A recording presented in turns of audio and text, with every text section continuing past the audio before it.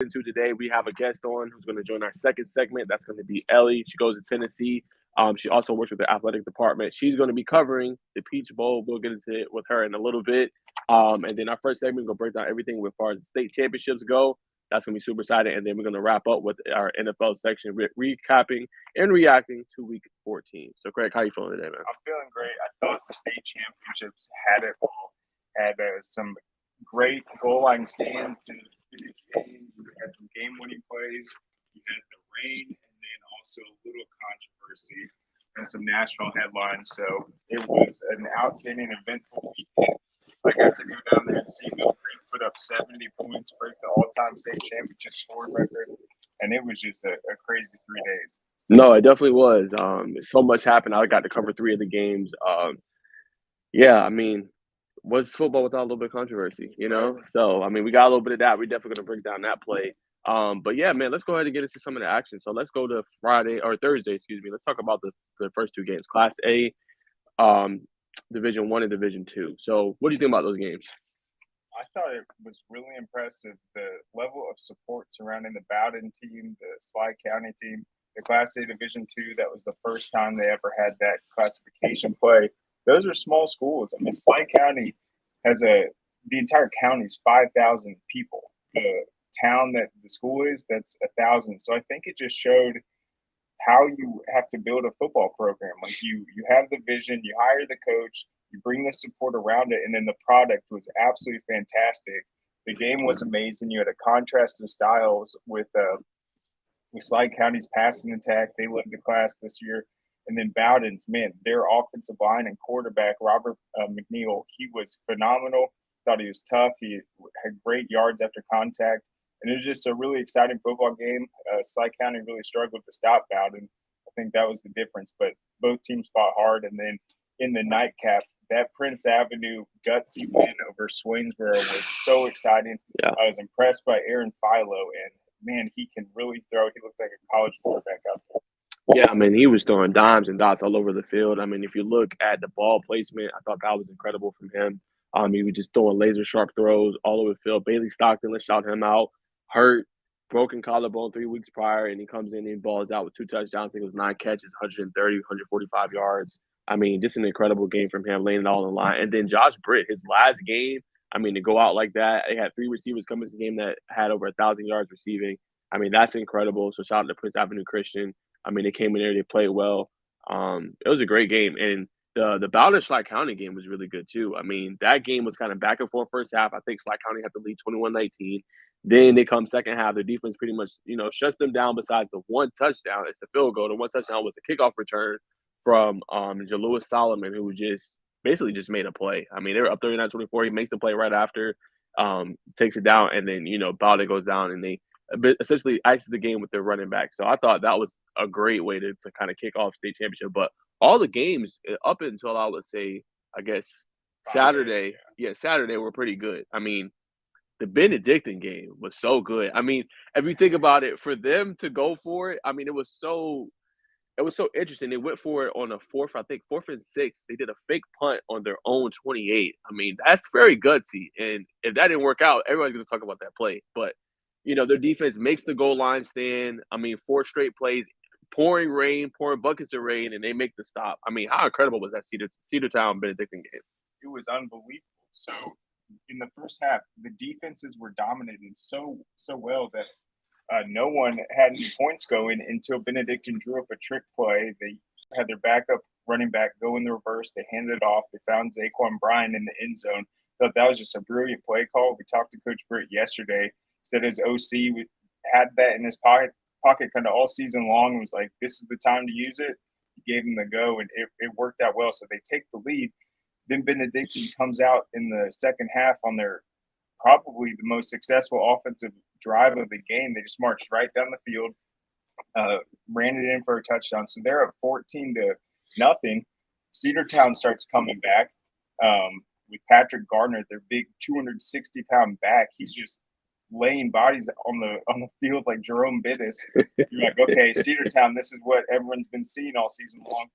They get the potential game-winning touchdown and miss the PAT, so it's 14-13. Benedictines in their own territory late. They go for it on a fake punt, fail. Cedartown takes over, marches down to the 1, and then gets stuffed in just thrilling fashion. And who was that? Because we were talking to Coach Britt yesterday. He said that Wilkes player had 27 tackles in the game. He was marked down as 27. I mean, what a performance by that defense. Really showed the state how tough that Benedictine program is. Yeah, and I think we got to shout out some of these players that had these big performances, laying it all out on the line. Some of them playing hurt, and just giving it all. I mean, that's what we love about high school sports. There's no, extracurriculars to it. It's everybody's all in, buying it, laying their bodies on the line, and giving ultimate effort. So I love that about the state championship. I thought that was an excellent game too. And I guess we can kind of go.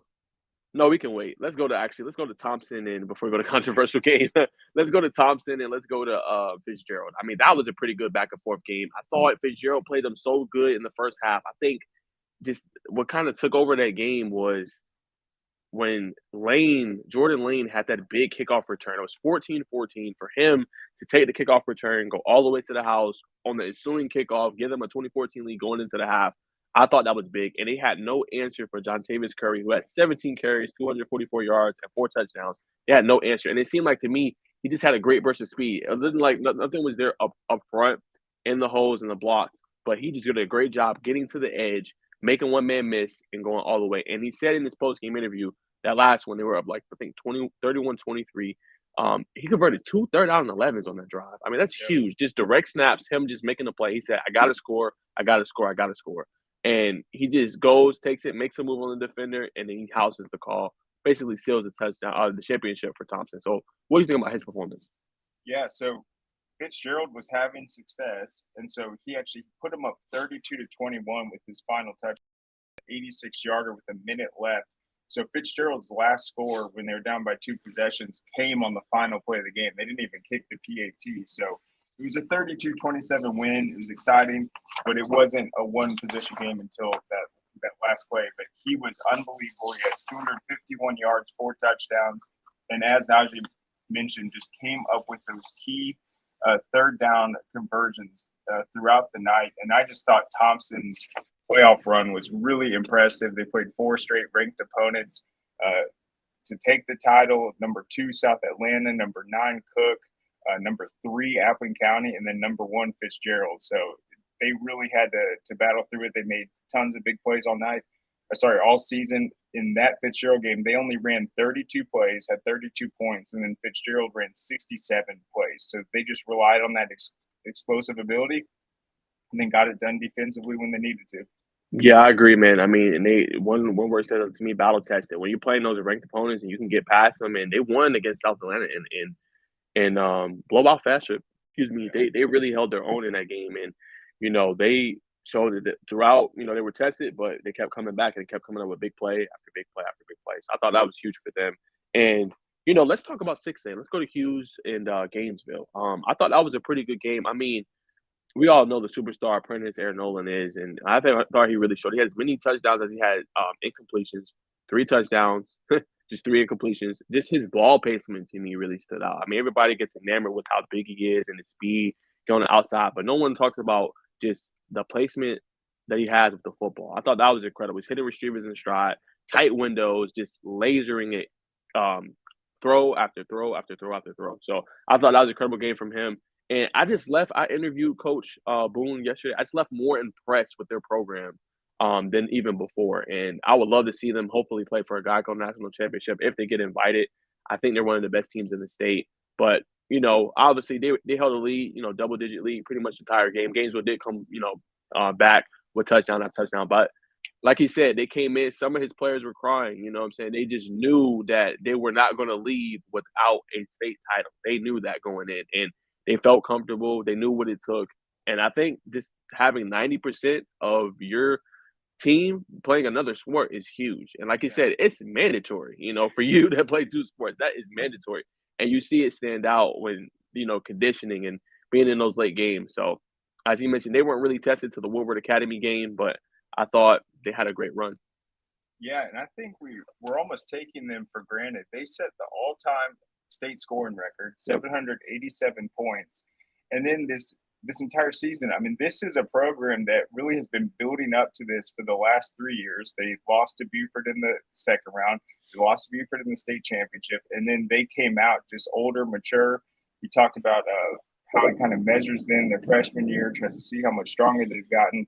And so if you're just tuning into the state championships the first time you see this team, you're like, oh man, they're just bigger, faster, and stronger than everyone. Oh, they're so dominant. But it's like when you understand that they work for that, those are program grown guys.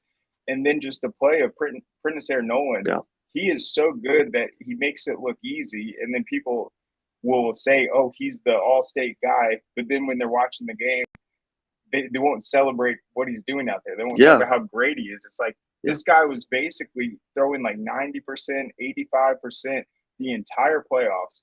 Those throws he made before the half when they sparked that big run were, I mean, that's next level. You cannot put the ball in a better placement than that. No. It wasn't just, oh, Jelani Thurman's a mismatch. He's tall. It's like, no, he put that on the dot.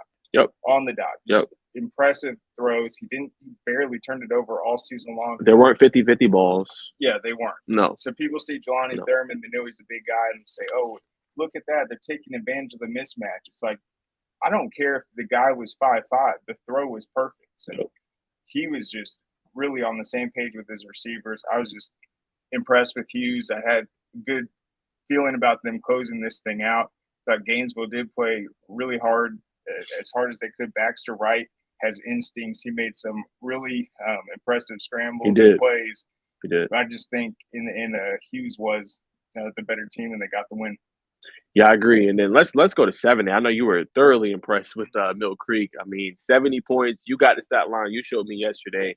I mean, they absolutely balled. I think, what was it, 5 touchdowns in 50 seconds between both of the teams. Julian Lewis throws for 531 yards as a freshman, 5 TDs. I mean, that kid is incredible.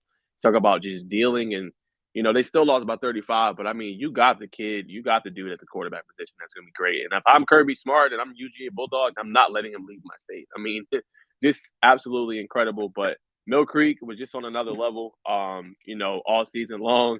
And they made throws, and then Cam Robinson had a great game in that one. Caleb Downs is just a great player you can use wherever, running, catching, throwing, Wildcat QB. I mean, he had 3 touchdowns in the first half. I mean, they just had so many weapons on that team. Jamal Anderson, I think he is a Clemson commit. He had a blocked field goal for a touchdown. I mean, they just had dudes, So what was your reaction to that?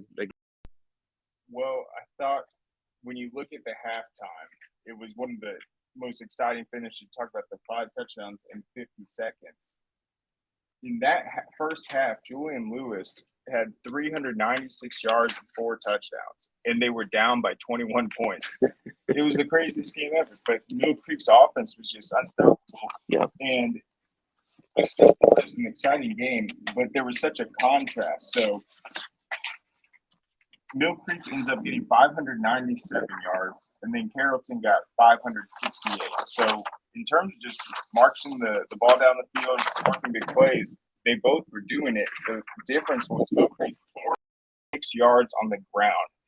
You aren't going to lose a game when you're running the ball like that. No. And then Carrollton only 37 yards on the ground. So they did it completely through the air with Julian Lewis. He had an outstanding performance, 5 touchdowns, nearly 500 yards. But the run game for Mill Creek, the tempo they played, Carrollton had no answer for them.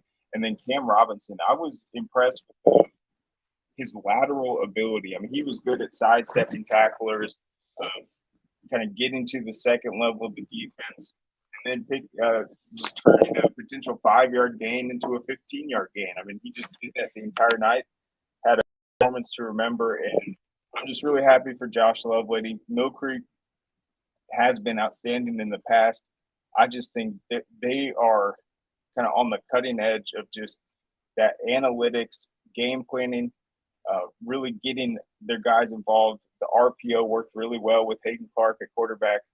And they were kind of the first team I saw in the state that had the television monitors on the sideline breaking down plays in live time.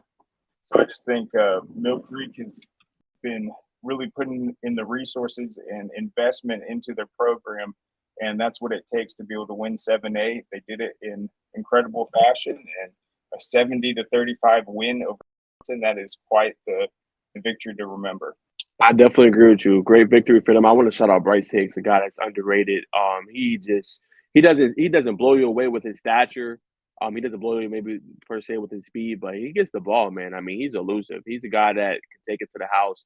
I thought he was great in that game. I think he had like 6 catches, over 100 plus yards, and a couple touchdowns. I mean, he played great.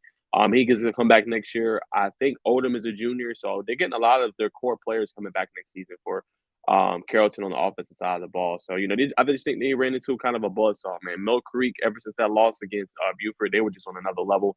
They weren't going to play with you. They were going to win. And I think that was kind of their mindset and what really set them apart. So I thought that was huge, man. And they just had a marvelous game. Yeah, it was all three phases. Yeah. They did special teams too, a blocked field goal touchdown.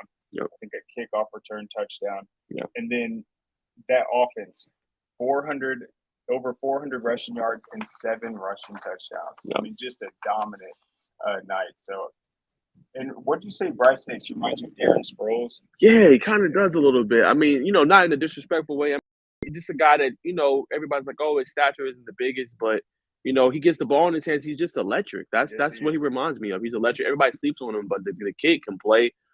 He's really good with the ball. He can return play. He can just do everything, man. And I think sometimes you need that. So, I mean, hopefully next year he'll get a little more recognition, but the guy's good. Yeah, the second that ball's in his hands, just boom, he's gone. He's gone. Yeah, and then he breaks incredible. multiple tackles too. Yeah. He is so dangerous in the open field. I agree. Now let's go to Craig. Let's go to 5A. This is the last one before we get into 3A. Obviously, the kind of national headline. But let's talk about 5A. Ware County wins that one 38-13. I was just shocked. Their offense just looked so fluid in that game. They just looked like they had the number. They had it going. There's a couple turnovers early. I thought what stood out to me, they forced 2 turnovers. It was an interception. It was a fumble by the Warner Robins defense, but they got no points out of it. Warner Robins did. So I thought that was kind of the key because they kind of let them sneak back into the game. And then, second half, they just laid the hammer down. First half, only 3.1 yards per play for Warner Robins. I thought that was big. They couldn't really get anything going offensively. They scored 10 points on the answer. It was 24-6 lead. Dejon Dennis had 2 touchdowns early. I thought Nico Smith was throwing the ball well to, I think his name is Jarvis Hayes. He did good with the ball. He had 6 catches, 171, 2 touchdowns. So I think, Ware County just was a really good football team. I think they were prepared both sides of the ball. They didn't let Warner Robins get anything really going offensively. They really shut them down. I mean, they came out hot. Vic Burley had that big TFL. They got another TFL, then they forced an interception. They go down the next play, throw a touchdown pass. And I think their first touchdown was a trick play actually it was a trick play, kind of a Philly special that Cannon caught for the touchdown, Isaiah Cannon. So, I mean, but overall, it was tough sledding all night for them. And their defense did come out good. I thought the second half forced the turnover, got a touchdown, but they couldn't stop them after that. Ware County pushed their hammer down on them and win the game. Yeah, it was 38-13, and watching it, I think they dominated even more than that. I mean, it was a really impressive overall victory. And then I was impressed with Nico Smith, the quarterback for Ware County, and learning during the broadcast that he moved in from Florida to take the reins from Castanello last year, who's a really highly touted quarterback. So a lot of people looked at the team and said, oh, man, they're missing a quarterback. But he comes in and has a phenomenal season and then steps up big in that game. And just defensively, I thought they played outstanding. They forced turnovers. Anytime Warner Robins got something going, they clamped down the next play, flipped the field, and just really came out, played one of the more dominant championship games we saw this weekend. And Warner Robins was just never able to get anything going. No, they weren't. And let's transition to our last game. Obviously, the controversial one, the headliner. First off, I want to give credit to Sandy Creek. I thought they played really good. I thought they came out with a better game plan. I thought they played hard. I thought they did a great job defensively in that game. For Gamir Latimer to convert that 4th and 21 was incredible for him. I thought they performed really good in that one, Sandy Creek did. I mean, they played them a lot harder. It's tough to beat a team twice. And I thought they played exceptional on both sides of the ball. Caleb Cross had the interception that ended it, the North Carolina commit. But I thought they played good. It sucks that it's kind of over. Not bad. It sucks that it's kind of over consumed now, kind of by that call. A really great game, I thought. But to me, real quick, before I throw it to Craig, I just thought you cannot have in a state championship game. You have a rules expert or analyst on the sideline, but then you don't have any instant replay. Then the explanation we heard is That's egregious. the best point you made the entire weekend. Just think about what Najee is saying. A guy that's giving commentary based off instant replays in the broadcast, a rules expert that's breaking down what the refs saw, why they made the decisions. Yeah. They literally had a rules expert there that was reviewing plays. So I think that's the best point. Yeah, I didn't understand that. And for you to have that and no instant replay, and what we heard, I'm not even going to reveal the source that revealed it to us, but he thought that the other player got in. So guys, let's break this down. So it's a guy, soon as he goes in, I mean, I still don't know what he's looking at. He comes right on, and then he lifts his hands in the air. There's a back judge so imagine you coming across here. There's a back judge who looks at the play, right? So he's seeing who gets in and who doesn't. There's no ball, there's no fumble in the end zone. He can see it clearly. Why didn't the refs huddle in and talk about the play and it come to a conclusion? That's what you should do there. But that didn't even happen. They go with it, and it's just an egregious look at it. He never got in. He stopped. So I saw JC article that says they're seriously considering it. They knew if you don't have it for all the high school games, that's fine. You need to have it for the playoffs at least. If you don't have it for the playoffs, at least for the televised games. If not for then, you need to have it in state championship. You have to have instant replay. Georgia football is too great. That was too great of a game for it to be decided by that. And don't tell me, oh, well, they probably would have scored anyway. You cannot say that when the night before we saw Benedictine stop Cedartown when it mattered most 4 straight times and won the state championship. So you cannot tell me that they would have won and scored. So this is not, I'm not going to say the Creek. It's not their fault, but it's the fault of the refs. It's the fault of why we don't have instant replay. Yeah, and I don't even think you need to make it to where it's like a coaching challenge. There had to have been confusion on that play from the refs. It seemed like there was disagreement, but if you watch the clip, that was my first impression. I Northwest Georgia on Twitter. That referee's hands go up the second the lead blocker dives across the end zone and falls forward. He's thinking that that's the ball carrier and puts his hands up. Meanwhile, the Cedar Grove player meets him probably 1.5 yards from the goal line, puts him straight down, and then the refs like this, and all the Cedar Grove players are looking at him like, what are you talking about? The guy's right here. And so my takeaway is, if you thought that that's the guy that scored, and then you're running in and you see the guy with the football on the 1.5 yard line, why isn't there a conversation about it? I agree. Because he had to have known, or he just wasn't thinking about it. Just he put his hands up, and you're so used to, well, once the play happens, we move on to the next, deal with it. Right. But that's what it seemed like. That's what it seemed like. And I'll say this too. Even sometimes you see in college football and even NFL, it'll be delayed. Like it'll almost like they got in, but the refs will delay it to make sure for certain that they got in, and then they lift their hands up. That happens all the time on the goal line. Like they don't go just straight. Okay, look in the pile to see where the okay, where's the ball? Yeah, and then they have the instant replay to go back. But yes, they wait and make sure, and then they'll converse. Hey, do you think he got in? Let's agreement here, and then make the call. Well, I think the fact that they didn't talk about it is more proof that he thought that other guy had the football. He did. If you thought he had the football, sure, it was a touchdown, but he didn't. No. And yeah, it was really tough. I thought I want to get into Coach Adams' statement, but watching the game, I mean, Cedar Grove, their quarterback was dealing with some injuries. It was a close game throughout it. You knew it was going to come down to the end. Cedar Grove has the go-ahead touchdown. G. Latimer has that outstanding 4th and 21. The game's coming down to that one series right there. Can they get the stop? Yep. And then to see it just end up like this with the controversy, it is a shame. I do think that it will kind of put some more juice into this conversation. Hopefully at Corky Kell next year, we'll be able to debut the instant replay at Mercedes-Benz Stadium. I think that'd be really great. I think we will try to get that done. But I thought John Adams had just a perfect way to response. Yeah, perfect statement. Yeah. So he's basically saying we felt like that play was not ruled right. We definitely want justice. We want to see changes moving forward, but also we're going to be back. We're going to compete for more state championships. And also, we aren't going to forget this. We want change. We want something to be done about this. Yeah, I thought his response was perfect. You know, he didn't blame. He just says, "Let's get better from this. We teach our kids, you know, this. You know, you're going to battle adversity." But I thought his response was just great. You know, let's be better from this all together. He didn't go and said just as a community, as a football, you know, society, let's just be better. And I thought that really stood out to me. So shout out to John Adams for not blaming, but taking a different approach and just wanting the whole thing to be better so it don't happen again. Because we had the same thing in 2017.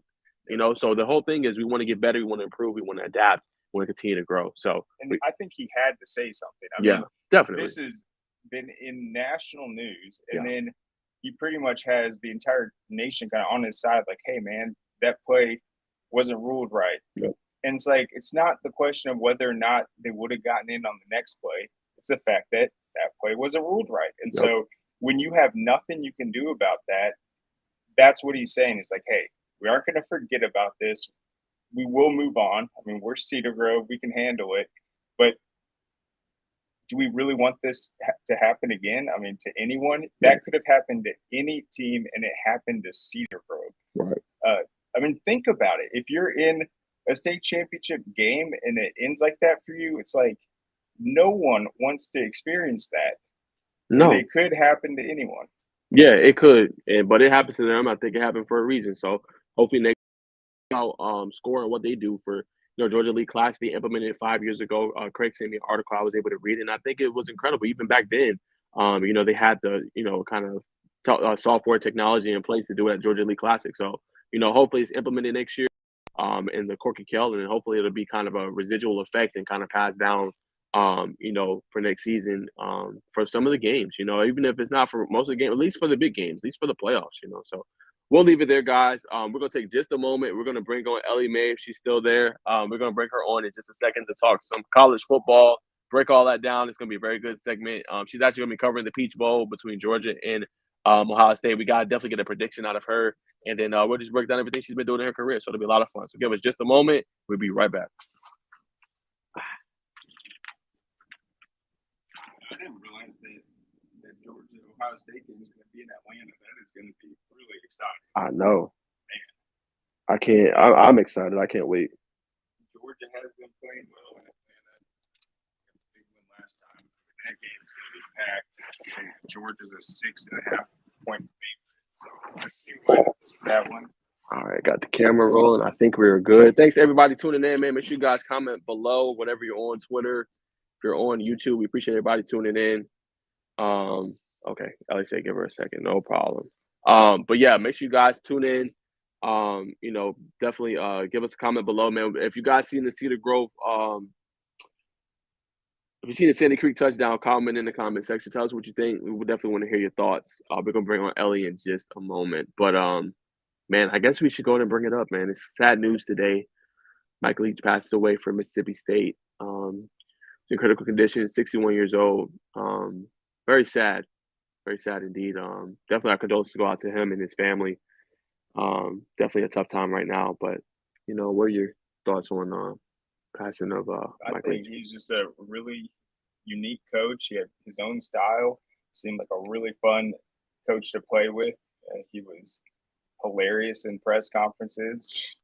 There's definitely going to be some memorable clips and mashups to live up to. But yeah, I mean, I just saw that news probably 40 minutes ago, so that's really tough. The entire country's sad about that one. Yeah, definitely. His post game interviews were the best, without a doubt. I remember some of them. Like aliens, dinosaurs. I mean, he'd bring up anything. Yeah, I remember the one. I don't know if you remember. He like the candy he had as a kid, the gummy bears and stuff like that. That always kind of stuck out with me. But yeah, definitely rest in peace to Mike Leach and everything like that. But yeah, let's go ahead and bring on Ellie. I think this is going to be an outstanding segment. I'm super excited to talk to her. Let's go and bring her on. What's going on, Ellie? Hey, how are y'all?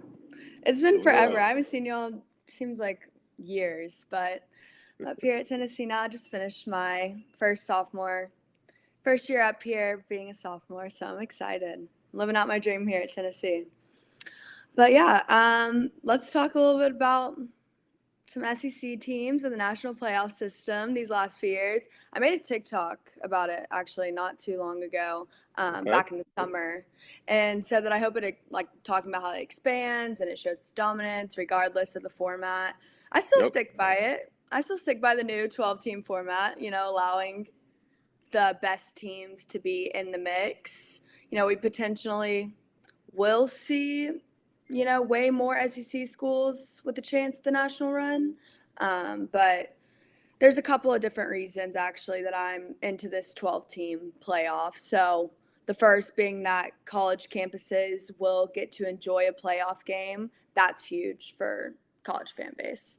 Similar to the NCAA super regionals almost, or, even in other men's sports, the March Madness, the fan experience is what college sports is all about. So, but yeah, the 12 team playoff allows that, on campus system to see what teams can make into the next round. And I love it. So, yes, some say that we have that in November anyways, but it's not a clear playoff atmosphere. The implications in November are 4 bowl games and a possible spot at 4. So this will be for a playoff run, and I think it'll be fun.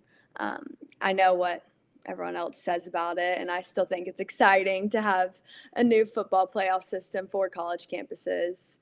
One example for Tennessee, especially this year, they would have had a chance to play a game and make it in. So you can say what you want, but the chance to make it in on your own efforts over a panel saying this or that about your team is better for college football, in my opinion. Who knows, where Tennessee could be on New Year's Eve if they had a chance to make a playoff run. The other part is this, you can't argue with the winning team deserving to be there. They played it out and advanced, and we all saw it and can all agree on the national champ. There's no room for error or bad sportsmanship, unless, of course, we have ref mishaps, but you get what I'm saying. The winner earned each week. And Right. how can you not want to tune into that vibe in the playoff system? It's not just a bowl game, it's a chance to advance. And I think the game will get a little more competitive when a next week is on the line.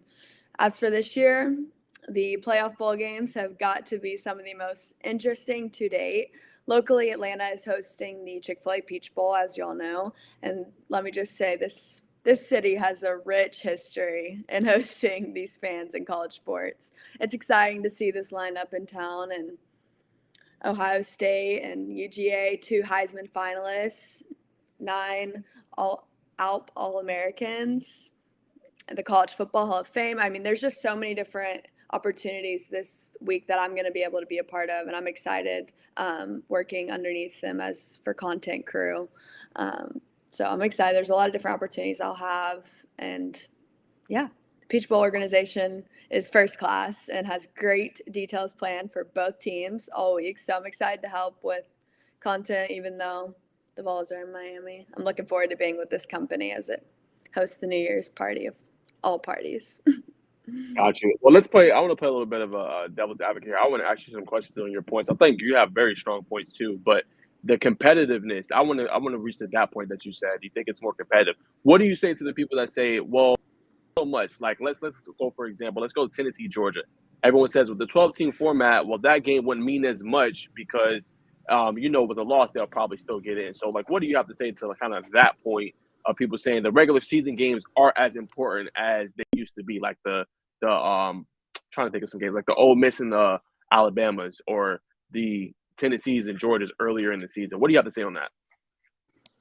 I'm sorry, it cut out. I couldn't hear you. What were you saying? There's construction going on outside. Sorry. None. Just the I'm in overall Knoxville, Wisconsin. competitiveness No worries. No, I was going off of your point, what you said, the overall competitiveness of it. So, like, what do you have to say to fans that say, well, the regular season games, like the important one we had this year, Tennessee and Georgia, both teams are undefeated. They say, well, if we have the 12-team playoff, that kind of dilutes that almost in a sense, or the Ole Misses and the Alabamas when they play earlier in the regular season, that kind of dilutes it a little bit if we have a 12-team playoff because they know they're going to get it even with one loss because they're SEC schools. So, what do you think about that?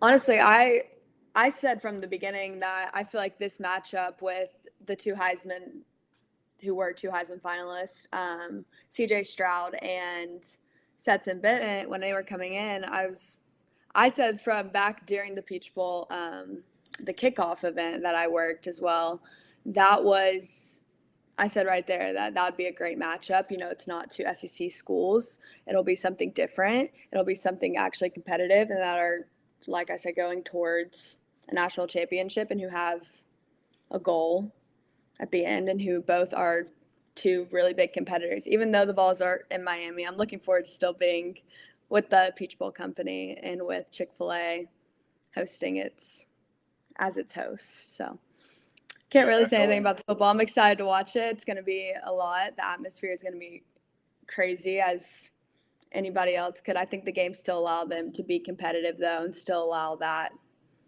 atmosphere to, you know, grow, and tickets just all across the board. Having it at the Mercedes-Benz, it's tradition.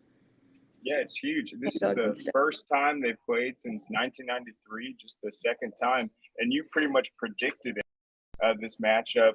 So here's my question, though. When you see the four teams that made the playoffs, is that who you thought should have gotten in? I'm sorry, you cut out. What'd you say? When you saw the four – yeah, my bad. When you saw the four teams that got in the playoffs, you pretty much predicted the UGA Ohio State game. Did you agree with the four teams that got in? I did. Actually, yeah. I mean, I agreed with the Peach Bowl because that's the one that I was, you know, I always thought that would happen. But no, I didn't see the other four matchups coming in to it. So Tennessee should have been four, but it'll be one of those things. And I'll still be cheering for them in Miami. So it does, you know, I'm looking forward to it though. Let's bring up Tennessee actually. Walk us through. You were pretty much at every game. Right? Just about. Just about. So walk us through kind of the fandom, the big Alabama game you guys had, the big upset when that happened. Walk me through kind of how the season was of seeing kind of Tennessee come on the rise, Hendon Hooker leading the team, Jalen Hyde having a great season, defense playing well. Just how was the feeling and the aura on campus when Tennessee was kind of at that height? There was definitely no room for error on our end, on the athletics team, on everybody in athletics end. No room for bad sportsmanship, unless, of course, you know, there were ref mishaps. It was just very overwhelming, but y'all get it, y'all understand. It was a really big, you know, when Alabama was coming home or coming to us at home in Neyland, it's always one of those. You just got to make sure we're having a lot of TV crews with SEC Network and ESPN. It was a big night. Are you worried about playing Alabama potentially next season? Oh, absolutely not. Okay. Absolutely not. I feel like playing Dixieland Delight after that win might have ignited some resentment over on the Tide sideline. Oh, well, Dixieland Delight is a song about Tennessee, so. Okay. It's about a Tennessee Saturday night. So, I mean, even though the bands might be Alabama, it's still a song about Tennessee. So you can't beat it. It's just one of those things. It's tradition. It's SEC, football at its best. Yeah, it just means more. Incredible. It's college football. Yeah. Playing Dixieland Delight and then seeing a bunch of frat guys trying to toss the field goal post over the top of Neyland. That was epic. That's what it's all about. Definitely. I mean, that's college. That's college. It's one of those things. It just means more. That's the playoffs as well. And then for you, everything will be like that because the 12-team playoff system will always let people play into the next round, let them, move forward. So that's exciting. That's why I've always, been so strong and supported the 12 system, playoff system, because there are other teams that want that same experience, that want that same atmosphere. They might just not be able to, get there and generate enough. But if the players are the best, and that's how I like to think about it. If And you kind win, of tell us, you right, and win. kind of right, and kind of tell us like what's kind of your role with the Tennessee athletic department. What are some things you have to do game days? Walk us through kind of just how a week for you looks, kind of working with them, and what does your kind of job entail? Yeah, I interned with them this past semester in media relations, and it was great. I learned, from just about everybody in the building learned how a good athletic department is ran, and it starts all the way with the SID roles and with, the students and the interns that are in there. I've had a great mentors so far that have looked out for me and have taken me in under their wing. Media relations was great with that. I made a TikTok about it not too long ago, not even meaning to, but because I really just showing kind of, walking through like a game day of what it's like. So, being an intern with athletics this past semester, it's been great. But I'm also still looking for, still doing the next with the Peach Bowl and, the content crew and the East West Shrine Bowl doing, I did scouting with them last year. So that's kind of what now I'm just kind of moving into my next internships and moving forward while still being a Yes. student here at the university, of course. Yes. I mean, you've done on camera stuff, you've done the sideline coverage, but then within the Yeah. athletic department, it seems like these are a bunch of meetings. It's like, what's kind of the thing that you guys are trying to achieve, just kind of behind the scenes within the athletic department? I'm learning myself. I have no idea. I'm just taking in everything that I can. There's really no behind the scenes at Tennessee. It's what you see is what you get, and it's everyone just kind of is one big family here. And when you leave, walking through those doors at our complex, you're walking in together and you're leaving together, and that's how Tennessee is. It's just one big family at the end of the day, and you want to know, like the parents want to know when their kids when they're leaving, like they're leaving and they left with a good degree. They left with, a good group of people, a lot of open doors that are now, and mentors that they can use in the real world and use past their athletic ability and past their careers in sports. Yeah. Oh, go ahead, Najee. No, I was gonna say really quick. I mean, okay, so you're gonna be at the Peach Bowl.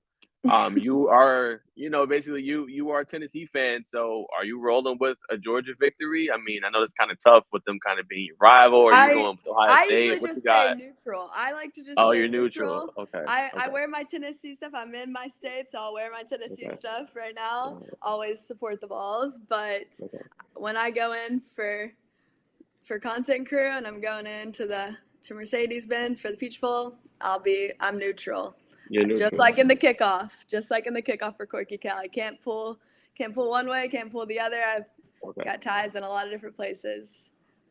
A lot of the guys that I met through Corky Cal and through Score Atlanta and through Georgia Elite Classic are now playing at Ohio State, are now at Georgia. So I'm right there. You can't go on either side. I'm I get it. neutral. Right. Got you. I'm just there to do the content crew and work with the Peach Bowl organization. So. And then what was the other thing you mentioned? Was it scouting that you were doing? Yes, the East West Shrine Bowl. Okay, so funny story. Week 14 in the NFL. Biggest story to me is Brock Purdy. I mean, yes, the Cowboys have to be mentioned because here they are pulling it out, and I was there this summer, and I'm still keeping up. Haley Sutton, she's with the Cowboys News Reports. But Brock Purdy, so he just made his NFL debut 11 months after being the quarterback in the East West Shrine Bowl. He was one of those guys, I really wasn't expecting it. Craig, you know how I am when I get on the sidelines and and I'm looking around. I'm kind of looking at my notes on my phone, but I have my video camera out.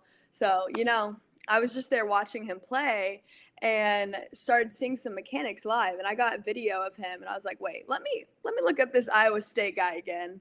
I even tweeted about him from the Shrine game as an underlooked QB, and then the last name in the draft to be selected, and was just, yeah, I was just so happy for his family, and now he's here, and he is making NFL history. The Shrine Bowl Scout team, led by Shane Coughlin and even Eric Galco, is completely underlooked and appreciated, and they have consistently scouted some of the best roster names for the East-West All-Star Game, and just the whole organization aligned with Pro Bowl week is something different. I mean, it's a very, very special group of people there, and I'm glad I was able to be a part of it in selecting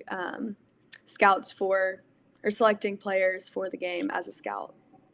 Yeah, that's an amazing story, and yeah, he's really shaking things up. I've been He just beat Tom Yeah. Brady in his first career start. You can't do any better than that. I mean, he was one of the last guys. He was the last. He was guy the last guy. Right, Yeah. you're saying playing in And the now he just Shrine got his Bowl first was huge. career start. Yeah. You can't beat that.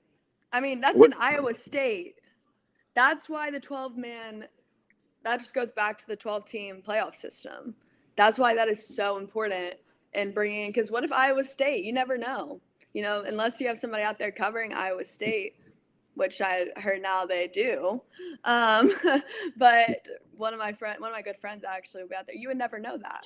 So that's why Eric Galco and Shane Coughlin did such a great job with selecting, their scouts and making sure that they were covering every team, every conference, every corner of the college football, even HBCUs. That's when they select their players. They're selecting not off of what school they go to, what conference they go to, but yeah, they're very just their athletic ability and the type of people they are, tying that in with, the Shriners Hospital and the Children's Hospital. It's a great opportunity and game to be a part of. And I loved being a part of it as a scout. And that's, yeah. Yeah, they have to be pumped to see what Brock's doing. And here's what I was just kind of thinking about it. When Garoppolo goes down, Brock Purdy comes in. He was, you could say, like the third string at that time. Kyle Shanahan had enough confidence to let him throw the ball 37 times.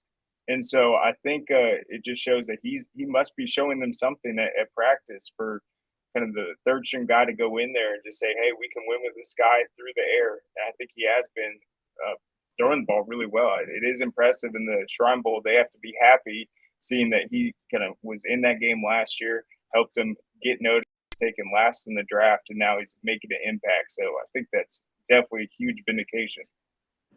Yes, it's definitely underlooked and overrated. For sure. And obviously you're neutral. I know you're gonna be busy working kind of the Peach Bowl, but are you gonna try to, keep your eyes on the other matchup as well, the Michigan TCU, if you have a chance to? I already have my ringer set for it, so it'll alert me the game final and the quarterback, all the stats. I already got everything set up and ready to go. So I'm excited though. I'm excited for this opportunity, but I picked Michigan for that, but I don't know. I think we'll see Georgia and Michigan. Okay, Georgia, Michigan kind of college football final kind of prediction. I don't know why, but I have I really wanted to go with Georgia back to back. So that's where I'm going to stay. But because I don't know. I have a good feeling. I know those guys. I know Coach Smart. I know just how much they've been preparing all season. They stuck us up. So, we should have beat them, but Kirby finally started listening and started getting that hurry up offense down a little bit, just a little bit. So we'll see. We'll see how it goes. I'm not really sure. You know what? I'm just gonna stay neutral going in. Say hey to my ties, but I'm gonna stay neutral. respect to that. And then this is just about you and just in general. So we know you go to Tennessee, so kind of just walk us through. Why'd you choose that as a school you wanted to go to, and how's your experience been there just overall as a student? What have you kind of loved about being at the university? From a university side, I've loved, the whole campus. You can't beat it's the architectural design around campus is gorgeous. I just love it being here, living here. It's home to me. It's really is, it always has been. And I felt coming into Tennessee at first, this was something, the people here were incredible. And I had a lot of, my friends already here playing football, being early enrollees at the university, and just hearing all the great things. Addison Nichols, one of Georgia's offensive linemen, one of the All-Americans from Georgia, and Caleb Webb, another one from went to McEachern. Those guys just, kind of telling me in my ear every now last season or last year in my ear telling me, Ellie, you got to come up here. You got to meet the people. Mo, Clipper, another one. And when I finally did, it was unlike anything else. And I just couldn't beat it. You can't say no to a beautiful campus, to, good people, and Coach Heupel. You can't say no.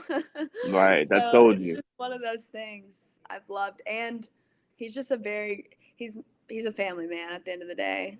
He's a very, he brings that environment into everything he does, and it sticks out. Even our athletic director, he really does a great job of incorporating every sport into Tennessee athletics and making sure that every single, sport's getting its recognition, making sure that nothing is left undone, unseen. It's all supported in there. The fan base, all of it. And what do you think about some of the players? Craig mentioned it before we brought you on.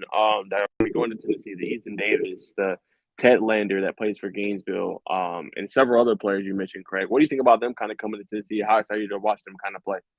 Oh, we have definitely have some of the best Georgia recruits coming in now, and I'm glad to have seen that a long time ago and to have grown up with those guys and to see what they accomplish here in their next chapters. Jack Luttrell, y'all missed one. Jack Luttrell, There you go. Ethan Yep. Davis, Yep. Sham, Jalen Smith, some of the best products recruits of Georgia coming in now to Tennessee to further their athletic ability, and their education is incredible. And I just can't wait to watch. I know their families are excited to see them in orange. I know it's just going to be these next few years are going to be a big one. I'm excited for it.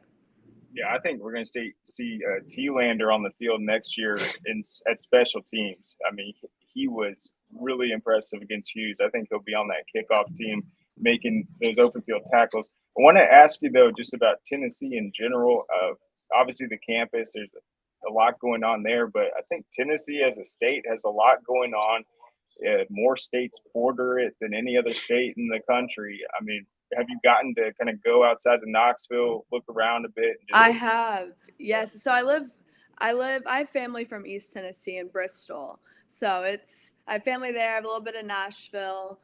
So I've been back and forth, just visiting with them, traveling.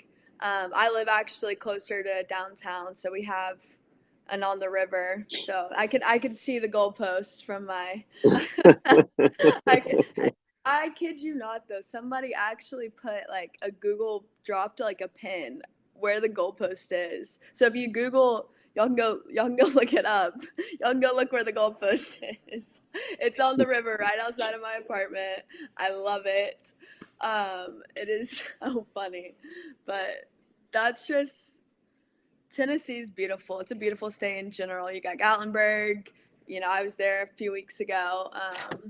Just see the Christmas lights and just to be in Gatlinburg, it's incredible. You got the mountains, Great Smoky Mountains up there as well, just everything. There's a little bit of everything in Tennessee. It's a very long state. You just got to go and find the hidden gems everywhere.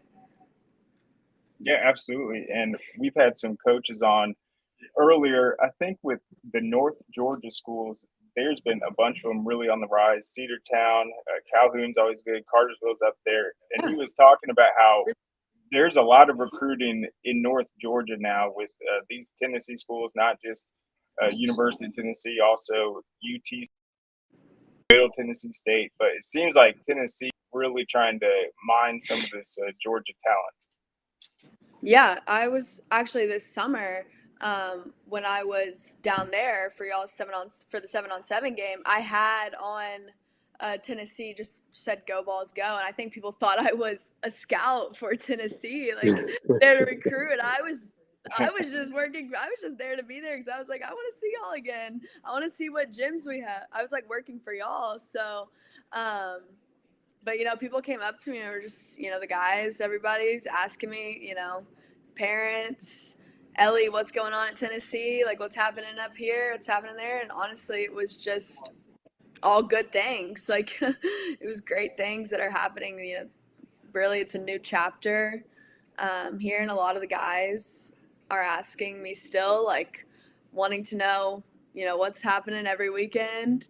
What's it been like for me so far being a student, working, like interning in athletics as well, and what it's just a day to day. So yeah, those are questions that I get asked a lot. I still keep up with everyone and in Georgia, and my high school coaches there at Score Atlanta.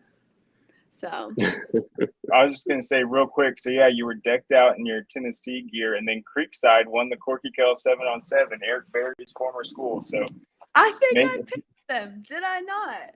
Yep. I think I did. Oh, I did. Ellie's never wrong.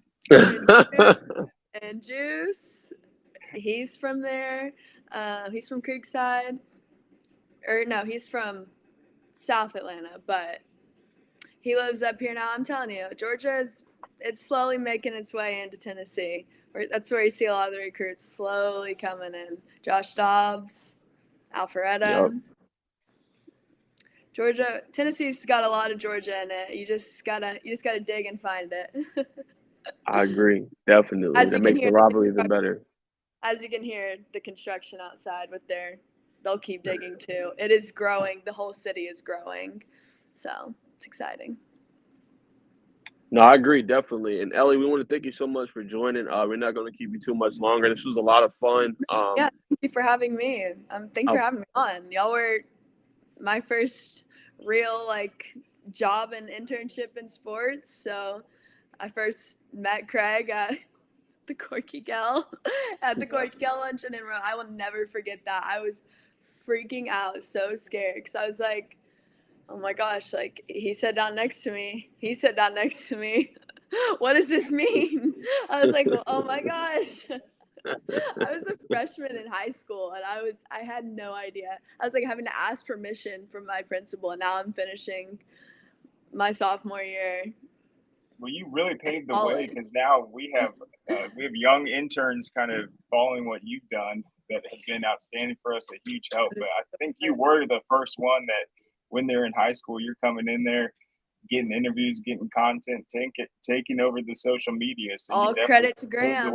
Yep. Graham gave me the interview, so I know he's in there behind the camera somewhere. Yeah, he's talking and about IJ Rosenberg and you and Dave Hunter and Rusty and everybody, Chad, everybody that kind of just helped me grow.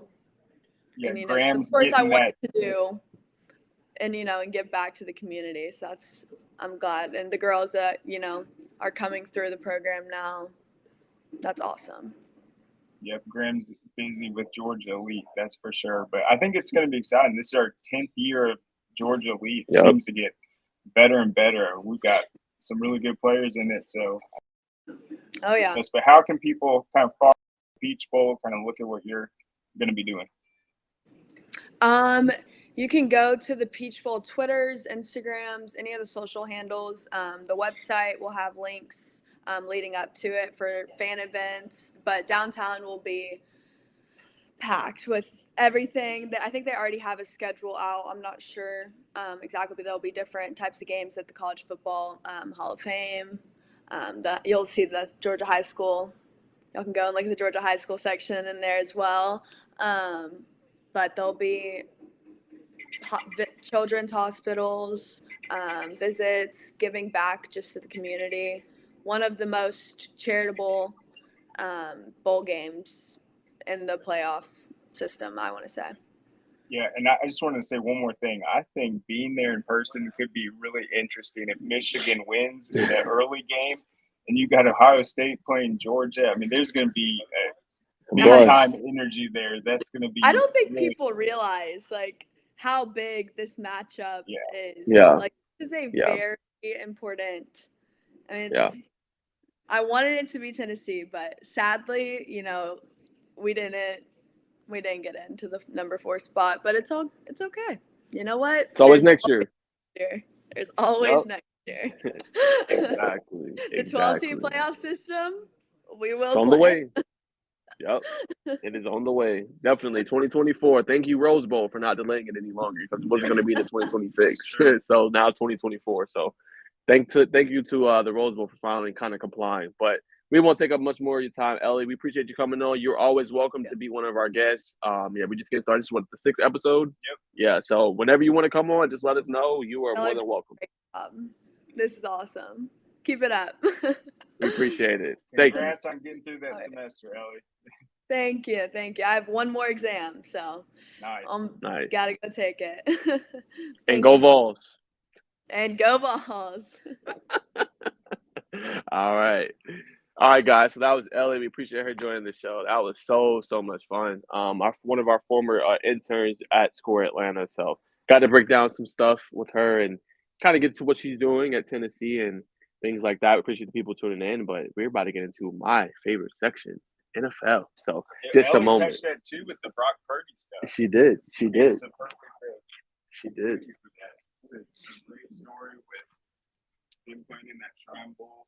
And maybe, do you think that extra game might have given him enough to get drafted in that final slot? It could be. You're playing in an all-star game, so I think that extra exposure helps. I wanted to kind of almost ask her what she thought about the parents because the dad actually cried a little bit when he seen. I think it was the 3rd touchdown. It might have been to McCaffrey, but the dad kind of teared up a little bit, so you could tell how much it meant to him. So that's just an incredible story.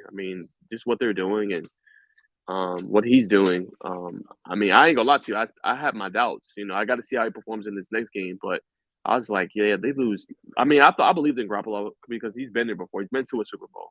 He's been to an NFC Championship game. I was like, this kid Purdy, Mr. Irrelevant. I was like, I didn't really buy it. I'm just be honest with you, I didn't. But he had a great performance his first career start. He beat Brady. So let's kind of see if he can keep it rolling. They have such a talented roster.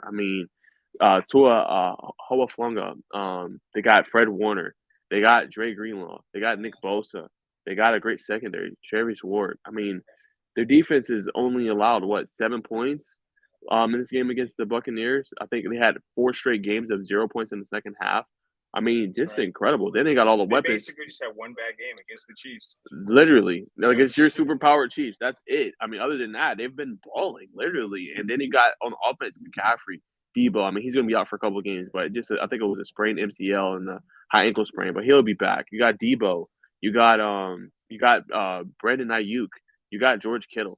So many weapons. Like, they're going to be a dangerous team. I think what you're saying there, all these different weapons have been so much better with McCaffrey. Yeah. But I think what Shanahan's able to do and what Brock has proven, it's going to be tougher. Teams are going to get more film on him. But they set themselves up for big plays. Yeah. That is what great elite offenses and winning teams do. You get everyone involved, you put pressure, you smash, you pass, and then you take the big shots. And once you're able to do all 3 of those, the defense is in really big trouble, and then the offense is playing loose and confident. I think that's what San Francisco is going to keep doing week in and week out, and I do give a lot of credit to Shanahan. And the point I made when Ellie was bringing him up, he was the 3rd string guy. He comes in the game early and throws 37 passes. They had to have been seeing something from him in practice to know that he has that grasp of the game plan and we can rely on him getting it done through the air. there aren't many teams where if they put their third stringer out there would be throwing the ball 37 times. I can tell you that. No, definitely not. So they actually believed in him, and even one of the defensive players quoted and said, "Yeah, he's playing the best. He plays the best defense in the NFL in practice. He'll be fine." So, That's a great point. I mean, obviously he's doing something right. If your defenders, one of the best defenses in the league, is saying that about you, so Yeah, credit to him for just being ready to Yeah. go out there. I mean, that's the biggest thing in the NFL. You got to be ready for your opportunity. He's ready, so we're going to see how they turn out. But let's get into some more. I thought, Craig, you brought up a great point. You brought up Dallas. You brought up the Cowboys. Your standpoint is more so a win is a win. Dak kind of came out and said, okay, like we would prefer close games like that so that we know how to play if it's a one-score game of blowouts. I don't disagree with either one of you. I think those are great points. What worries me about Dallas is a team that has so much talent, and Craig, you're not going to blow out every team. That's just not going to happen. But the teams they should beat, they struggle with. Like they struggled with Indianapolis up into the fourth quarter where they blew it. It's 21-19. That game they were down. Dak throws 2 interceptions against a one-win team. That concerns me. And like I told Graham, I don't think he's the guy. I mean, just not the guy. When it comes to the playoffs and you're playing these elite teams, you're playing a pissed-off Minnesota team that you blew out, they're going to be mad next time you play them. You're going to play a San Fran team that's talented across the board, offensively and defensively. That's a bad matchup for you. You're going to have to play Philly again for Christmas Eve. We'll see how that goes. Dak wasn't there. If Dak throws 2 interceptions, you're probably not going to win that game. So the win, obviously, the win. They're 10-3 for a reason. They have a good defense, but that does concern me. Yeah, 10-3. Let's remember that. I think that the Texans game wasn't good. His quote afterwards, he said, "Yeah, we didn't play well the first 58 minutes, but let's play good the final 2." So they had the 98-yard drive. But if you look at that game, Pollard, the running back, he's the only one that even had a touchdown reception. Dak's got to be getting the ball in the end zone with more receivers. You can't rely on that as a situation where your running back is pretty much leading you guys in the passing game. That's not the formula For success. to get out of the NFC. You got to get that passing game going. You got to get that going. You can't turn the ball over. And then I do think they have a solid running game. Dallas has found ways to win, but that was definitely a sloppy game, and it's not going to get them far in the playoffs if they play like that. No, and just to reiterate, you're not going to always be on your A game. Some games you're going to have to just win ugly. But, I mean, to struggle with the Texans, obviously an NFL team, but they were a 16.5 favorite to win, and they won by 4. And let's put this into account. It was 23-20. They're on the goal line. They force an interception. They're on the goal line. They don't score 4 straight plays. If they score, it's going to be 30-20 with a minute and 30 seconds left. That's a ball game. Yep. So they just couldn't score. I don't think they want to kick the field goal there because they only went up by 6. But if they score that touchdown, Dallas loses. So we'll find out. But I have a big prediction coming up. I'm going to reveal it. I think it's Friday or Saturday. They play Jacksonville this week. I have an upset. Trevor Lawrence has been balling. 3 touchdowns in his last game. Tennessee on the road. I'm calling an upset on that and reveal my reasons why in the coming days. But I have Jacksonville in that one. Yeah, that was a pretty big win they had over Tennessee. Huge. Yeah. I mean, they still put themselves in contention for the division. They're 5-8. I think 5-8 now, or 6-8. And I think Tennessee is now 7. Tennessee has lost 3 straight. They lost to the Bengals. They got blown out by the Eagles, and then they lost to they just lost to Jacksonville. So let's look at the standings real quick. Okay, yeah, my bad, guys. 5-8, and then Tennessee is 7-6. So they only got a 2-game lead on them right now. So I mean, Jacksonville is a team I wouldn't want to play right now. They've won, I think, 3 of the last 4 games potentially. I mean, Doug Peterson has them playing well. Evan Ingram stepped up, had a big game, 2 touchdowns in that one. They got Christian Kirk. They got a bunch of weapons over there. So I mean, we're going to find out. I mean, this is the team I put on. I mean, I put Dallas on upset alert against Jacksonville. I wouldn't be shocked if they went in there and won that game. But let's keep it going. Let's go to the Chiefs. How'd you feel about that victory? Mahomes didn't play his best, but I mean, against those super duper plays, I mean, the little toss he had, I mean, just exceptional. But he had 3 interceptions. How'd you feel about that one? the Chiefs, they're winning. They're 10-3. I can't be too mad about that. The Broncos are not a good football team, though. No. And the Chiefs have looked beatable in many games. We talk about how good they looked against San Francisco, fine, but they've had some really sloppy team wins. I think their defense has been a strength, just their ability to pass rush, get to the quarterback. They are playing well. It's just, it worries me with Mahomes when he's having those mistakes. And it's something they've relied on. It's almost like you live and die by it. Him improvising, trying to get to his guys, but you got to have a crisper game plan, and we haven't really seen that in the recent weeks. I mean, what? Yeah, I just thought, I thought first half was good. You guys were up. I think it was 27-0, if I'm not mistaken, in that game. If it wasn't 27, it's definitely 20-0. So I just think my only concern with the Chiefs is just that young secondary. When you're going to play against teams that have really good receivers like a Bills, Gabe Davis, Isaiah McKenzie, Stephon Diggs, Dawson Knox, Bengals, Jamar Chase, T. Higgins, Tyler Boyd, Hayden Hurst when healthy. That's the only part that concerns me. I think you guys can go and score with anybody. You know what I'm saying? That's not going to be an issue. But the issue will be the secondary, which is almost Achilles heel usually when you guys play games. So that's my only concern. I mean, a win, like you said, a win is a win. I don't think you're going to see another 3 interception performance from Mahomes. You got the guy at the quarterback position. I think just continuing to, just don't put all the pressure on Mahomes is my biggest thing with the Chiefs. Just allowing the run game with Pacheco.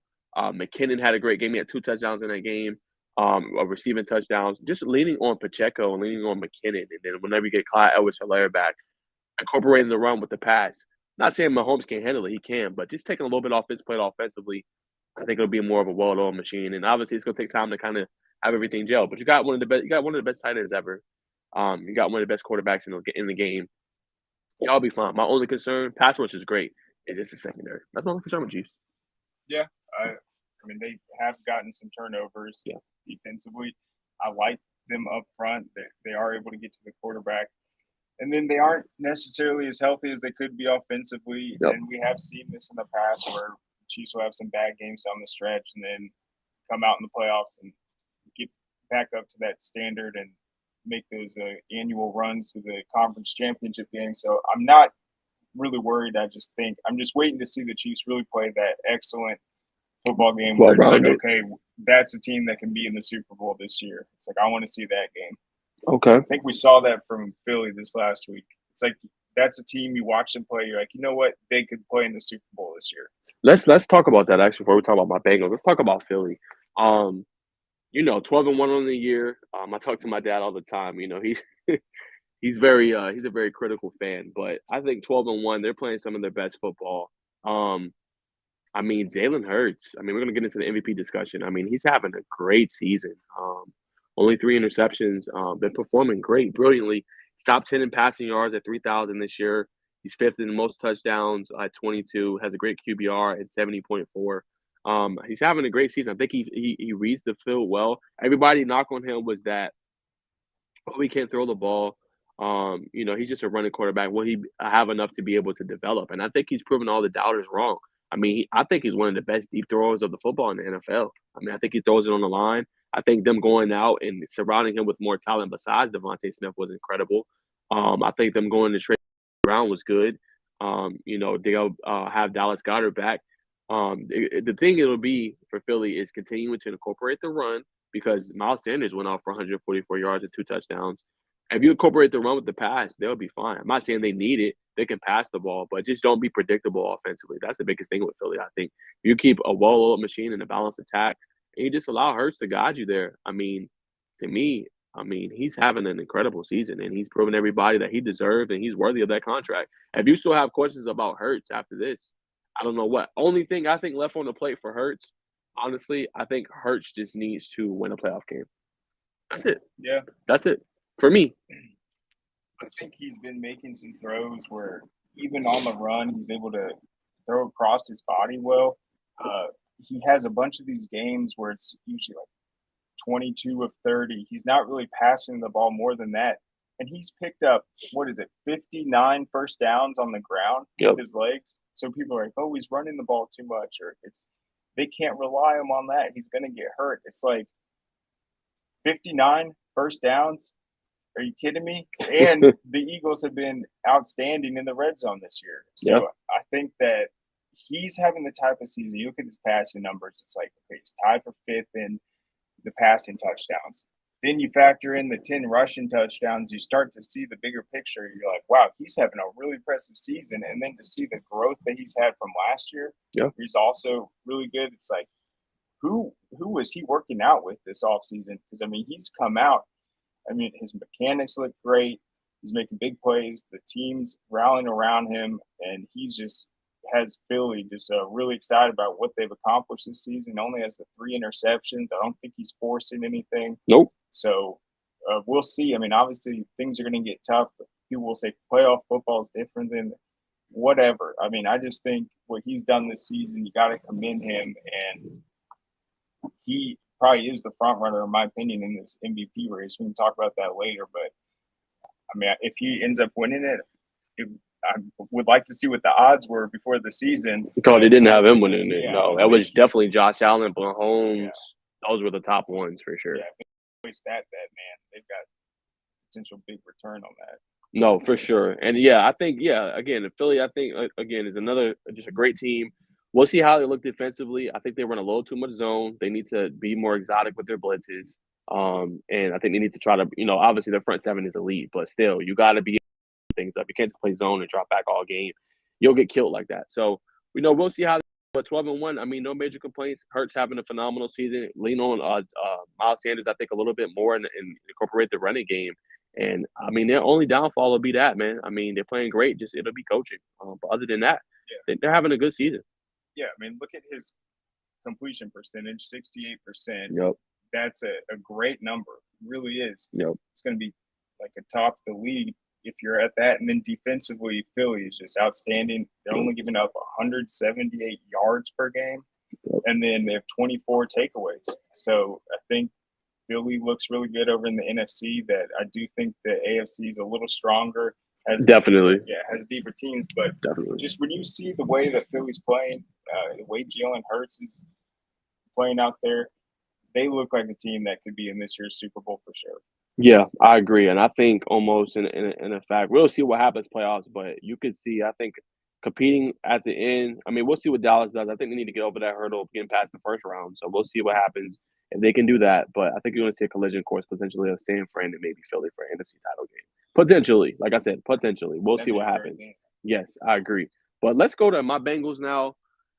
They played the Browns, 23-10 victory. We finally exercised some of our demons. We have not beaten this team. Joe Burrow, 0-4 his career. We got it put on this Monday night, blown out. Offensive line was terrible, 32-13 victory. We come back, we get the victory. I want to start with the positives. Great game defensively. Oh, my goodness. I hope we can maintain Lou Anarumo because he has come into his own as a coordinator. He is exceptional in what he calls. I mean, they've held some of the top rushers in the NFL. Again, Derrick Henry, 17 carries, 38 yards. Nick Chubb, 14 carries, 34 yards. DJ Reader, I mean, he's our defensive MVP. He's performed brilliantly. I mean, man, to do that to some of the 2 top rushers in the NFL, I think says a lot. You make Deshaun Watson, who is obviously a great passer, you make him throw the ball more than he kind of wants to. He's just coming back from the suspension, only his second game. I thought that was incredible. They played really good. And then, for me, honestly, I thought Cam Taylor-Britt, I mean, you pair him, I mean, I'm just looking ahead to next season. It's just like Awuzie, Britt, and then Hilton. I mean, you got a really good secondary. And they were bracketing the receivers. They didn't let Amari Cooper to go off in this game. They played great defensively. I'm just looking at that, and he's just a rookie, Craig. And he had big PBUs in the red zone on critical 4th downs that really helped us out. And to have that going to the postseason, him playing with confidence, I mean, it just bodes well for us. He's going to continue to get better and better and better. So I thought defense played well. I want to shout out Jamar Chase. I mean, I'm going to talk about my point about the running game and all that in a second. But he played good. Just to have him, not our other weapons, 10 catches, 119 and a TD. He performed brilliantly. I thought the same with Trent Irwin and Trent Taylor stepping up with our people out. Those are my positives. What's going to hold us back? We are such a complete team. It's coaching offensively. I mean, I'll give him credit for dialing up the flea flicker to Trent Irwin. That was a phenomenal play call. And you know why that worked, Craig? Because the team thought they were going to run the football. And you baited the two safeties and you went over the top for a whole shot and you got it. We have to run the football more. Why does Joe Mixon only have 10 carries going into the fourth quarter? Why does somebody P1 have 4 total rushes the whole game? I don't understand it. I don't understand it for the life of me. You know, Hayden Hurst was out with an injury to the calf. Higgins played one drive. He's out. Tyler Boyd gets hurt with an injury, with a finger injury. He's out. We lost 3 of our top weapons in the game. Why is Joe Burrow throwing the ball 33 times? Why?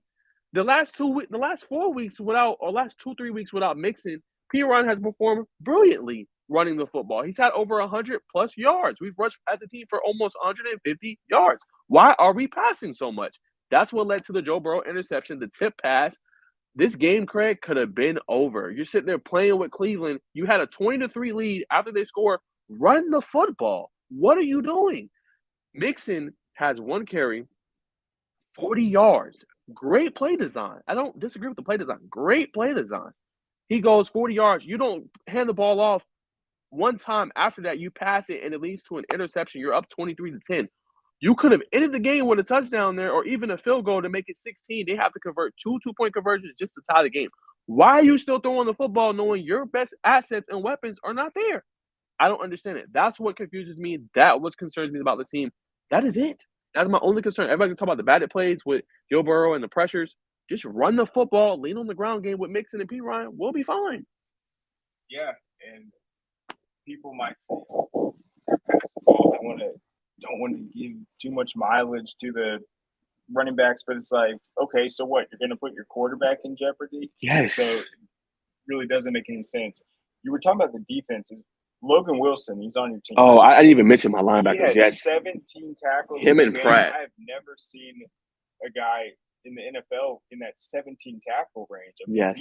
So you were talking about them stopping Nick Chubb. Yes. He called out. Him and Pratt. I didn't even mention them. My bad. I didn't even mention those two. Those are our defense, Craig, is so underrated. It's ridiculous. But them two there, Jermaine Pratt and Logan Wilson, are exceptional.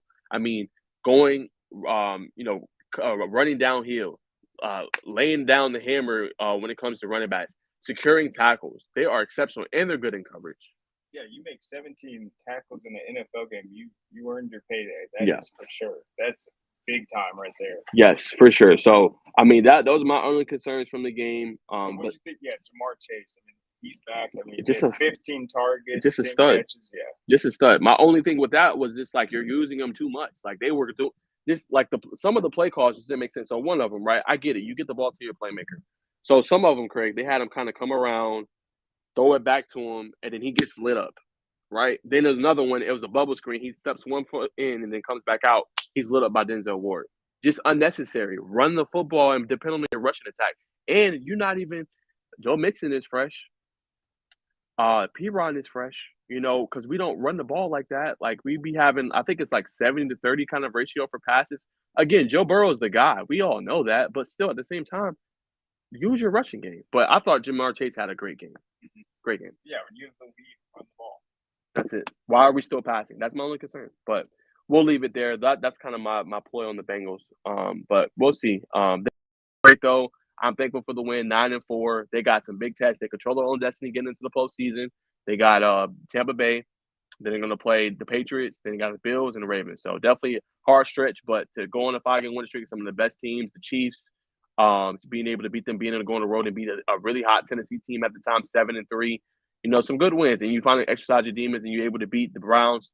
Those were huge. But let's go to the Vikings and Lions. The Lions were actually favored in this game, and they won 34-23. Jared Goff goes off 330 yards, 3 touchdowns. They're streaking at the right time. What chance do you give them to get into that playoff spot? We talked about it last week. So, yeah, they won 4 or 5. I don't think anyone wants to play them right now. No. They're lighting up the scoreboard. I mean, that's a really high-scoring offense right now. But let's see, they're at 6-7. Yep. And then they play the Jets this weekend. That's almost a must-win for the Jets, too. Yeah, because the Jets are 7-6. They have the tiebreaker over them, and New England has the tiebreaker over them. Yeah. So who are they going to have to catch? Either I mean that okay, so another one, right? So the Giants and Commanders play this weekend Sunday night. They both tied a few weeks ago. So whoever wins that game is going to be in prime position. But whoever loses, they're going to come down, right? So then you take the Giants out of there. Then you have that up for grabs. They're going to be 7-6-1. Detroit, you're 6-7. And you beat the Jets, you make them 7-7. You're 7-7. You're right at the prime. You're one half a game really behind the Giants, and they still got to play Philly again in Philly. So they still got a tough schedule. I don't think they have to play Cowboys. Their last division game is Philly. Then you got Seattle. Seattle just lost a head scratcher game to the Carolina Panthers, and they got to play this Thursday night. They have to play San Francisco. and Panthers. I mean, Yeah, they're playing pretty well. they're too. playing pretty well. And all they did, Craig, was run the football. Literally, that's all they did. They were running the rock. They had no answer with Chuba Hubbard, Deontay Foreman, and those guys. They were just running it down their throat, literally. So Hey, if you can win the game, I mean, football still works that way. it But, still I mean, does. how crazy is it that Carolina's in the conversation still to possibly get past Tampa? I mean, that's just what a That's absurd. disaster this season's been in the NFC South. Yeah. It has been, and the Falcons still have a chance too, even at 5-8, believe it or not. And they're making a QB change with Desmond Ritter starting now, and Mariota looks like he's out for the season with a knee injury. So, yeah, it's kind of incredible. I mean, they all have a legitimate chance. And let's think about this with the NFC South. The New Orleans Saints were up 16-3 late in the fourth quarter. If it wasn't for Brady heroics, they don't win that game. They're going to be they're 6-7. They would be what would it be 5-8 right now. So Tampa's not playing their best football. I'm not sleeping on them because we got to play them this week. I know they're going to come out fired and upset, especially after getting whooped on the road. So they're going to be coming out, and that's not a must-win game for them. But if they want to keep the Carolina and the Falcons and the Saints off their back, I mean, they got to win that game. Oh, for sure. Tampa's got it. And they're in that position now where it's like they're really pondering what to do in the future. You don't want to end up in that mediocre zone of getting ousted in the first round or missing out on the playoffs below 500. It's like, are they going to turn things around, or are they going to just deconstruct the entire thing at the end of the offseason?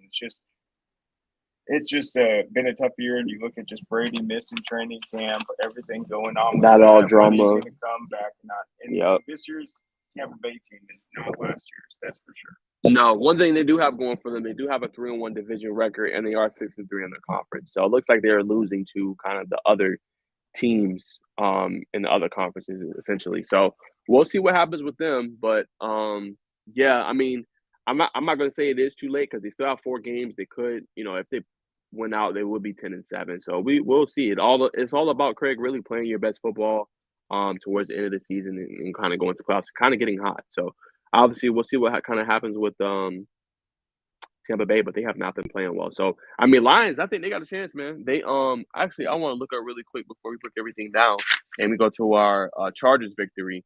I want to see the rest of their schedule really quick. Who the Lions have? I know they have Jets. I want to see like how winnable some of these games are for them. Let's take a peek real quick. Okay, Jets.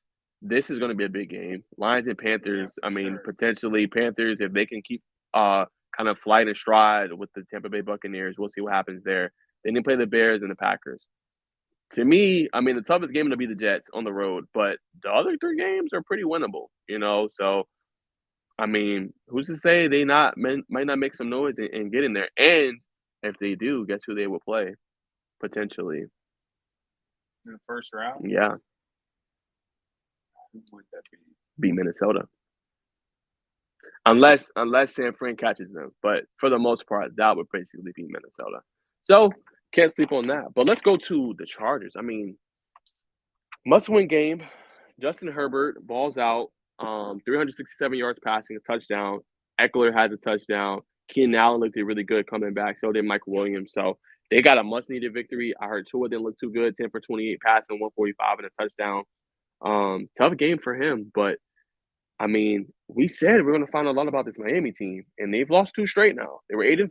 They lost to San Fran. They lost to the Chargers. And then now they got the Bills, I think, on Saturday night.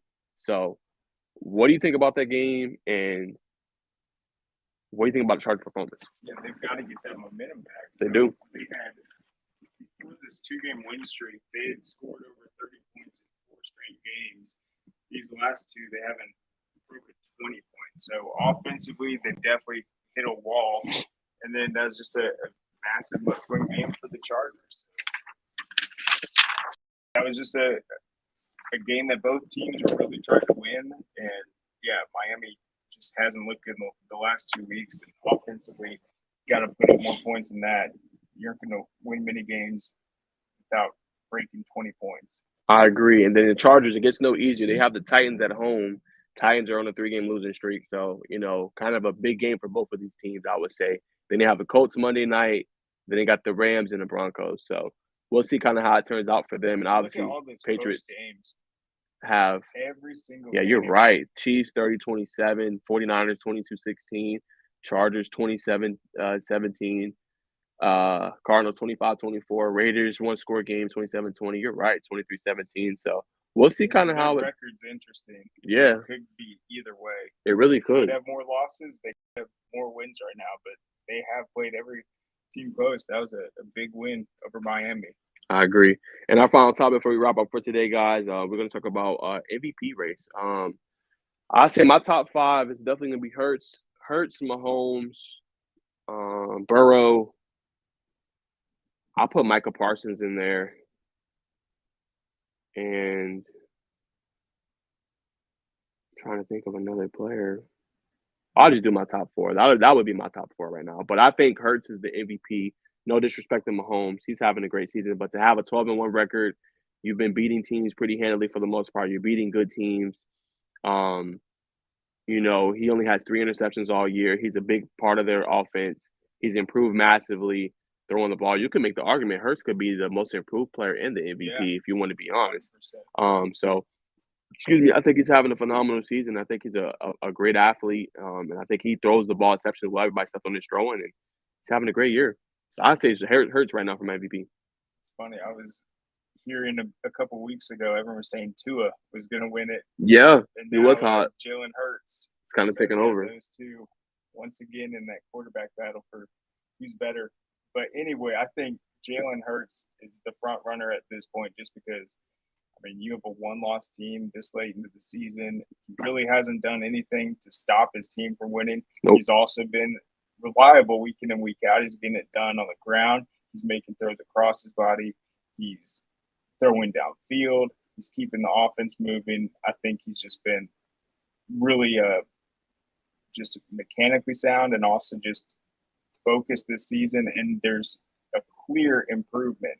He had a big second year, but people are seeing him this year, and you can just tell that he was working this offseason. Yep. He's getting his body ready for this big year, and the team just looks outstanding. So I just think he is in that conversation. And the interesting thing is what we were talking about early, what the preseason odds would have been for him to win the MVP. But at this point, I feel like around the league, people are saying he has a legitimate shot at getting it this year. Yeah, I think he does. If he, as long as they perform and keep playing well, and I think they lock up that 1 seed, and he locks up. They lock up that 1 seed. They lock up the division. I think he's the favorite to win it. Do you think he needs one big time breakout game to really get the buzz around the MVP conversation, or a big game-winning drive, or do you think he's already kind of a lock? I say he's the favorite. I won't say he's a lock. I think if he's already had a couple 300-yard games this year throwing the football. I think I'll say it like this. If he goes on the road in a hostile environment, I'm gonna go ahead and put a hypothetical out here for you, Craig. If he goes on the road in a hostile environment against a heated divisional rival, what I'm talking about, with a 1 seed on the line, a division crown on the line, and absolutely balls out, he's a lock to win MVP. So the game I'm talking about is if he goes on the road against Dallas, we'll see what happens. I don't know if it'll be Sunday night, Saturday night, but if he goes on the road against Dallas, wins that game with a 1 seed potentially on the line, division crown on the line, and he balls out, lock him for MVP. Yeah, I agree. I think it is going to Yeah. take a game to kind of solidify it and get people to really think, okay, this is the right decision this season.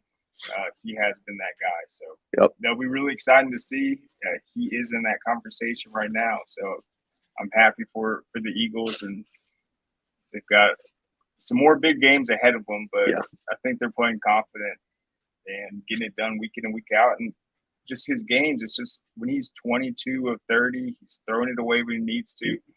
He's just really calm out there and cool. I mean, I don't think the game doesn't seem bigger than him at this point. He's seen it all this season already. I just think he's balling out. Yeah, I love his demeanor, man. I mean, you need that from a leader. I love his demeanor and how he approaches stuff. And like he always says, I just come in to get my daily deposits. That's it. Come in, get my daily deposits and work.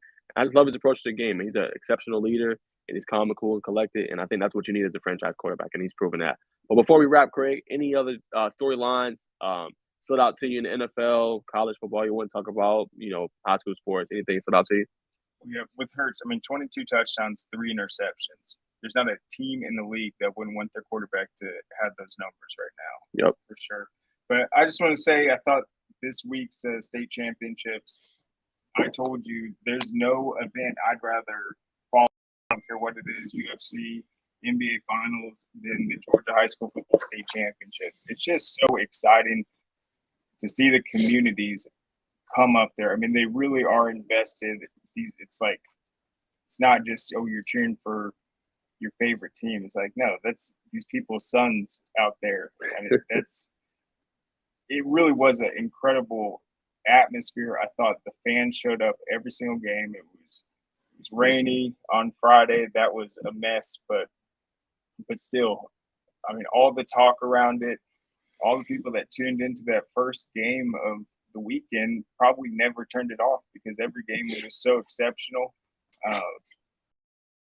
Thought it had that year that Georgia high school football went next level. All the teams going for it on these fourth downs in the state championship. That's something we did not used to see. It's like coaches were afraid to do that because, that coach gambled for it. You aren't supposed to do it. He blew them the game. That's out the window now. If you aren't going for it on fourth down, you aren't going to be able to keep up anymore. It's like you have to have those plays in your arsenal at any given time. Thought the Sandy Creek Cedar Grove game was incredible. I think that's going to be really fun when they meet next season in the region. I can tell you that. But yeah, just it set great storylines moving forward.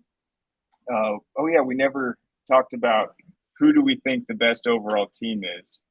Oh, we did not. That's such a good question. Yeah, we didn't even talk about that. I would love to just hear like a poll on this because we need to I'm gonna create a poll on YouTube and do that. Who's the best team in Georgia for football? Yeah, I'm gonna create a poll for that. Because if you just come into it, just like, smoke cues, it's like you haven't watched this season. No. So I think with Hughes, they absolutely have the ability to beat anyone. It's just Mill Creek, the way they played against Carrollton, it's like if their offense is moving like that, I think Hughes has a better defense than Carrollton. If you saw them play Gainesville, I mean, Gainesville was giving them their best effort, but then Mill Creek has these playmakers that can spark the big yards after catch. I think they would be able to put up points. I honestly think if Mill Creek and Hughes played, it would come down to the fourth quarter. It would be evenly matched. Who do I give it to, though? Oh, my gosh.